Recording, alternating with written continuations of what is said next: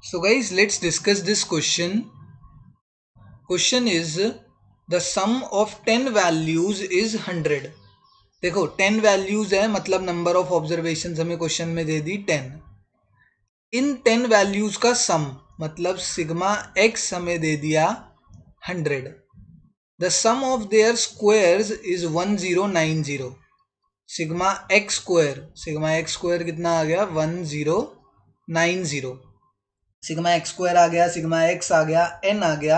आगे क्या है? Find the coefficient of variation. हमसे क्या पूछा गया क्वेश्चन में? हमसे पूछा गया what is the coefficient of variation. तो ये sigma x square, sigma x और एन देख के ना मेरे दिमाग में एक फॉर्मूला आ गया. क्या निकालना है मुझे? Coefficient of variance. पहले कोफिशिएंट ऑफ वेरिएशन का फॉर्मूला क्या होता है? तो वो होता है standard deviation upon mean into 100. ये फॉर्मूला होता है. तो सबसे पहले मुझे स्टैंडर्ड डेविएशन निकालना पड़ेगा. तो जो स्टैंडर्ड डेविएशन है ना, स्टैंडर्ड डेविएशन मैं यहाँ पर निकालने वाला हूँ. इधर स्टैंडर्ड डेविएशन की वैल्यू निकालते हैं. मीन भी निकालना पड़ेगा, वो भी निकाल लेंगे, बट पहले स्टैंडर्ड डेविएशन निकालते हैं. स्टैंडर्ड डेविएशन की वैल्यू निकालेंगे डायरेक्ट मेथड से.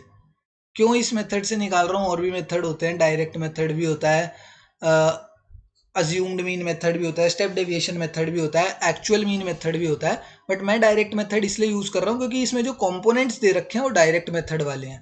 देखो डायरेक्ट मेथड्स का अगर तुम्हें फॉर्मूला बताऊं तो वो होता है under root sigma x square upon n minus sigma x upon n का होल स्क्वायर. अब देखो सिग्मा एक्स भी मेरे पास है, सिग्मा एक्स स्क्वायर भी मेरे पास है क्वेश्चन में, और एन भी मेरे पास है. तो सारे कंपोनेंट्स डायरेक्ट मेथड वाले दिए गए थे, इसलिए मैंने डायरेक्ट मेथड यहाँ पर लगाया. अब इधर कंपोनेंट्स को डाल देते हैं. सिग्मा एक्स स्क्वायर है 1090 upon 10 minus sigma x upon n, तो 100 अपॉन 10 का होल स्क्वायर. इधर स्टैंडर्ड डेविएशन की वैल्यू आ गई मेरी 109. ये एक जीरो से एक जीरो कट गया, यहाँ पर भी एक जीरो से एक जीरो काटा, तो 10 का स्क्वायर कितना हो जाएगा? 100. तो स्टैंडर्ड डेविएशन हो गया 109 minus 100 is equals to 9. Standard deviation is equals to 3. Standard deviation की वैल्यू आ गई 3. स्टैंडर्ड डेविएशन 3 है. मीन यहाँ पर निकाल लेते हैं साइड में.